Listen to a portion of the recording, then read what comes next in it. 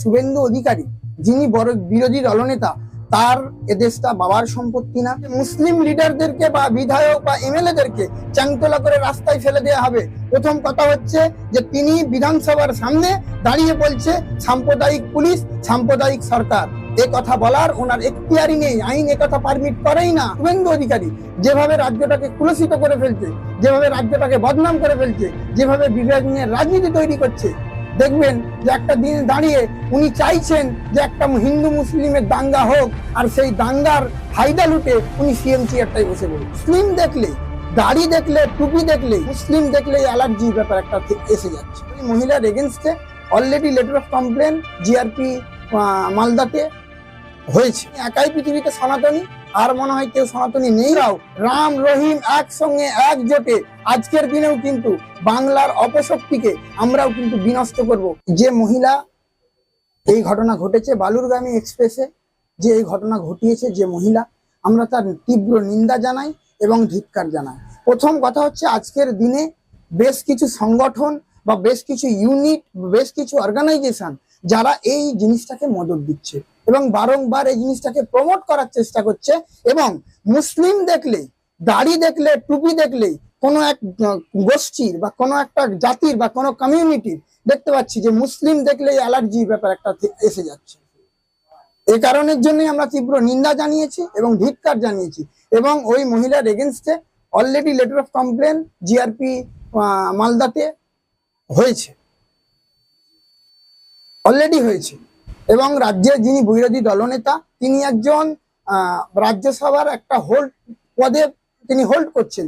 সেইখানে দাঁড়িয়ে তার যে বাহবা, এর তীব্র নিন্দা জানাই এবং ধিক্কার জানাই। উনি, আমার মনে হয় উনি একাই পৃথিবীতে সনাতনী, আর মনে হয় কেউ সনাতনী নেই। আমরা আমাদের যারা বড় ভাই আছে হিন্দু ধর্মের অবলম্বন, আমরা কোর্টেও যারা থাকি, একসঙ্গে থাকি, একসঙ্গে চা খাই, একসঙ্গে আড্ডা দিই, আমাদের মধ্যে কোনো বিভাজন নেই। কিন্তু বর্তমানে দেখতে পাচ্ছি যে বিরোধী দলনেতা শুভেন্দু অধিকারী যেভাবে রাজ্যটাকে কুলসিত করে ফেলছে, যেভাবে রাজ্যটাকে বদনাম করে ফেলছে, যেভাবে বিভাজনের রাজনীতি তৈরি করছে, দেখবেন যে একটা দিন দাঁড়িয়ে উনি চাইছেন যে একটা হিন্দু মুসলিমের দাঙ্গা হোক, আর সেই দাঙ্গার ফায়দা লুটে উনি সিএম চেয়ারটাই বসে বলুন। বিতর্কে হিন্দু মুসলিমের মধ্যে সমস্যাটা নয়, সমস্যাটা হচ্ছে যারা আজকের দিনে রাজনৈতিক কারবারি, যারা রাজনীতিটাকে পেশা হিসেবে ধরে নিয়েছে, তাদের কাছেই এটা মতনিভেদের একটা সম্পর্ক।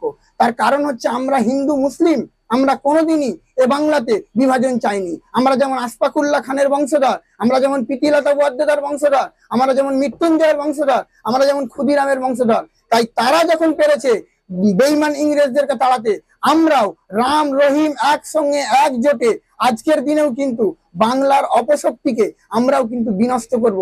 এই অঙ্গীকারবদ্ধ বাংলার হিন্দু মুসলমান জনজাতি সবাইকে নিতে হবে। প্রথম কথা হচ্ছে যে শুভেন্দু অধিকারী যিনি বড় বিরোধী দলনেতা, তার এদেশটা বাবার সম্পত্তি না। এ দেশ হিন্দু মুসলমান দলিত আদিবাসী মতুয়ার দেশ, এ দেশ ভারত মাতার সন্তানদের দেশ।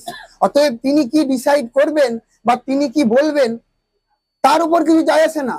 এ দেশ বাবা সাহেব আম্বেদকর কনস্টিটিউশন দিয়ে চলে, এ দেশ চলে আইন দিয়ে, কোনো শুভেন্দু অধিকারী বা কোনো রকম কোনো নেতার ইন্ধনে চলে না। আমি যখনই এ কথা বিধানসভার গেটে বলেছে, আমরা এ প্রতিবাদ তুলেছি, এ আওয়াজ করেছি যে মুসলিম লিডারদেরকে বা বিধায়ক বা এমএলএদেরকে চাংতলা করে রাস্তায় ফেলে দেওয়া হবে। প্রথম কথা হচ্ছে যে তিনি বিধানসভার সামনে দাঁড়িয়ে বলছে সাম্প্রদায়িক পুলিশ, সাম্প্রদায়িক সরকার। এ কথা বলার ওনার এখতিয়ারই নেই, আইন এ কথা পারমিট করেই না।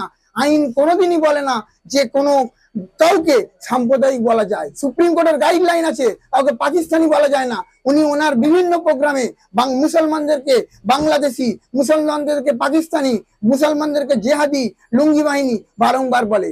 আমরা অ্যাডমিনিস্ট্রেটিভ ডিপার্টমেন্টের কাছে বারংবার রিকোয়েস্ট করেছি এবং অ্যাডমিনিস্ট্রেটিভ ডিপার্টমেন্টের কাছে মাই মডেস্ট প্রেয়ার, যাতে ওনার বিরুদ্ধে অ্যাডমিনিস্ট্রেটিভ ডিপার্টমেন্ট সহমত অ্যাকশন নেয়। আমরা বারংবার এ দাবি তুলেছি এবং রাজ্যের যিনি অভিভাবিকা মাননীয় সিএম এর কাছেও আমরা এ দাবি তুলেছি যে ওনার বিরুদ্ধে ইমিডিয়েট অ্যাকশন নিন। কারণ উনি যেভাবে মন্তব্য ছড়াচ্ছেন, কোন মুহূর্তে দাঙ্গা লেগে যাবে এর দায় কিন্তু শুভেন্দু অধিকারীকেই নিতে হবে।